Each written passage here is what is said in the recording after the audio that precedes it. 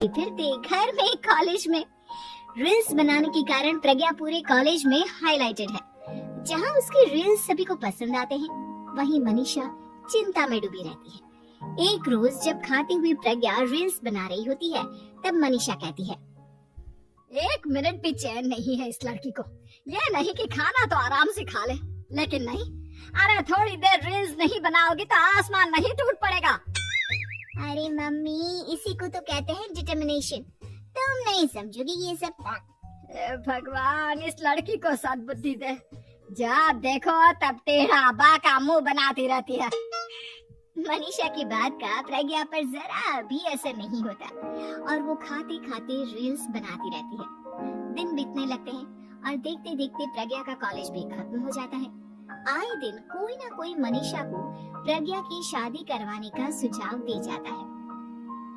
सब ठीक ही कहते हैं, प्रज्ञा की शादी कर देनी चाहिए। अपने घर के काम काज में व्यस्त हो जाएगी तो खुद ही ये रील्स और नाच गाना बंद हो जाएगा।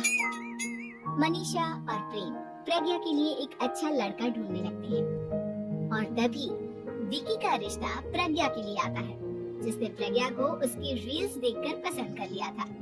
अगले दिन विकी अपने माता पिता के साथ प्रज्ञा के घर पहुंच जाता है और प्रज्ञा साड़ी पहने हाथों में चाय की ट्रे लिए उनके सामने आती है। जब विकी को पसंद है तो हमें भी बहू पसंद है। बहन जी, आप बारात की तैयारी कीजिए। एक बार लड़का लड़की अकेले में बात कर ले तो अच्छा रहेगा। हाँ हाँ, क्यों नहीं। मनीषा विकी को प्रज्ञा के कमरे में भेजती है, जहाँ प्रज्ञा पहले से ही रील्स बना रही होती है।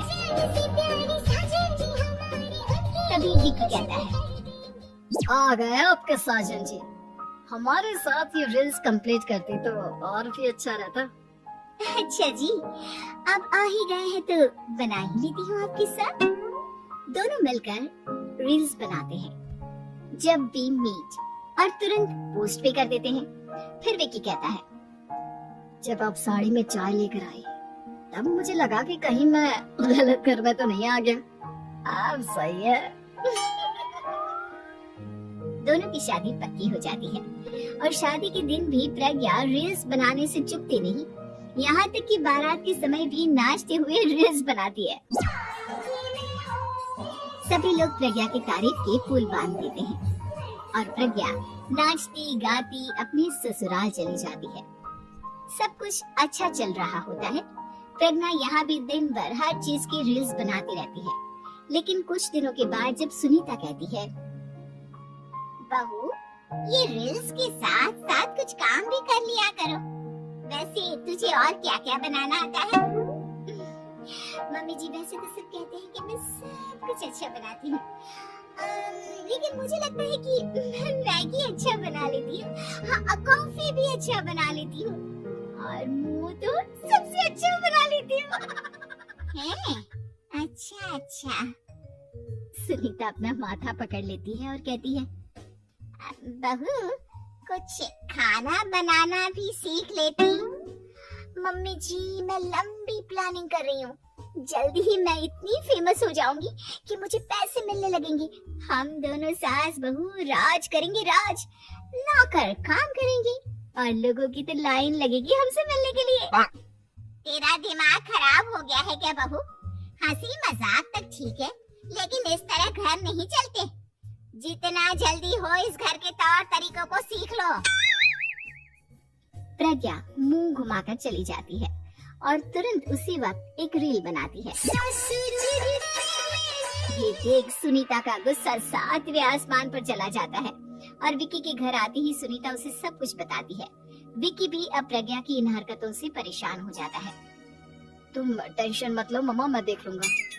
विकी कमरे में जाता है तो देखता है कि प्रज्ञा रील्स बना रही है। विकी बड़े ही प्यार से प्रज्ञा से कहता है, प्रज्ञा, इन सब के लिए मैं तुम्हें मना नहीं कर रहा हूँ, लेकिन फिर भी हर वक्त तो ये अच्छा नहीं लगता ना। समझने की कोशिश करो, मुझे भी तुम्हारा थोड़ा वक्त चाहिए। मैं जब ऑफिस से आता हूँ तो मुझे समय देने की जगह इसी में लगे रहते हो। तुम ज्यादा ही सोच रहे हो। तुम भी मेरे साथ रील्स बनाओ ना, तुम्हें भी बहुत अच्छा लगेगा। तुम्हें इज्जत से कोई बात समझ में नहीं आती क्या? दिमाग खराब हो गया है तुम्हारा इस चकाचौंध से।